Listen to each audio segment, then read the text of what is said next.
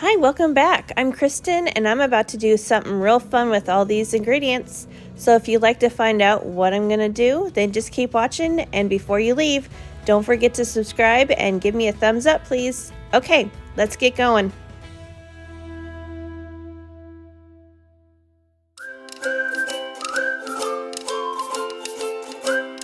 Okay, hello. So first of all, I'm going to grease and flour this 9 by 11-ish pan, 9 by 10. Anyway, it says you need a 9 by 9 inch dish. So I'm just gonna flour, grease and flour.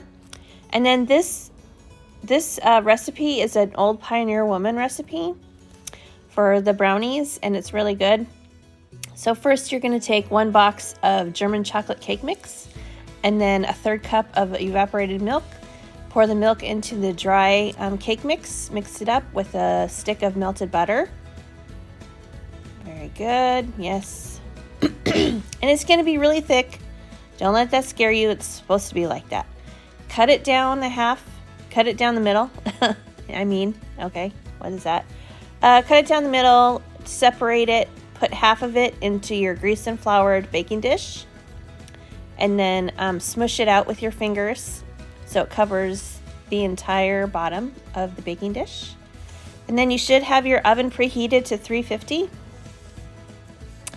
And then this is going to go into the oven for 8 to 10 minutes. And in the meantime, I'm unwrapping caramels. This took forever, but it's worth it.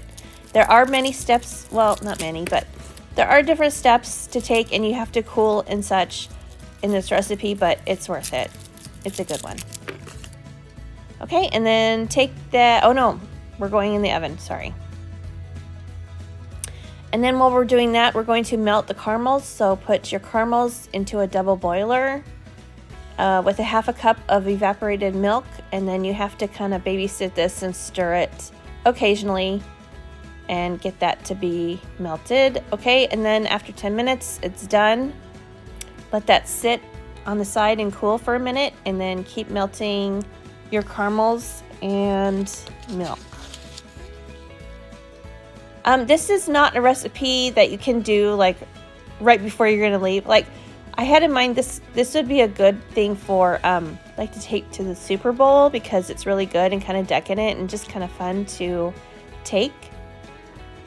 So this is the second half of the dough we have. So on a piece of parchment paper here, I'm just kind of pressing it out to the size of the pan, because this is going to be the top layer to the brownie. Yeah, you have to kind of plan ahead with this recipe, because you have to let it set in the fridge for a couple hours, because the caramel sauce is going to need to set before you slice into it, or it's just going to run all over. So you're going to have to plan ahead a little bit on this one, but it's worth it. It's good. I would do this the day before you want to go take it somewhere. So then spread your melted caramel sauce over the first layer of brownie. And then add a 1/3 cup of semi-sweet chocolate chips.